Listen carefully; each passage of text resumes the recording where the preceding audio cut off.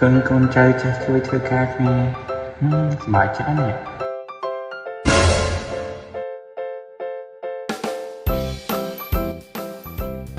trong ban iPhone 17 Pro Max ហ្នឹងនេះទាំងខែនឹង Eagle នៅមានចាំប្រូន iPhone 17 Pro Max នឹងទៀតឲ្យទេណោះ អត់មានមួយកោតគេមានឡើងដល់ខែក្រោយទៀតហ៎ មែនហើយលក្ខខណ្ឌអីនឹងដដែលតែ ហ្នឹងហើយលក្ខខណ្ឌគេហ្នឹងឡើងងាយស្រួលដូចតែខែមុនដដែលហ្នឹងតែយើងគ្រាន់តែចូលក្នុង app e-get រួចកំងអីញ៉ាំឲ្យគ្រប់10ដងចាប់ពីថ្ងៃហ្នឹងរហូតដល់ថ្ងៃទី31ខែតុលាហ្នឹងជាការស្រេចហើយមួយទៀតយើងចាំបាច់ត្រូវតែចុះឈ្មោះនៅក្នុង app e-get ដើម្បីមានឈ្មោះចាប់រង្វាន់ ជុំហើយលក្ខខណ្ឌគេឡើងងាយហ្នឹង ហ្នឹងហើយហើយមិនធំតែប៉ុណ្្នឹងទេណាខែពីរង្វាន់ iPhone 17 Pro Max កម្មវិធីហ្នឹងនៅមានរង្វាន់ជាច្រើនទៀតដូចជាឆ្នាំណាំបែបគិសនីចំនួន2រង្វាន់ហើយមួយអាំងប៉ា$10ចំនួន300រង្វាន់ថែមទៀតផង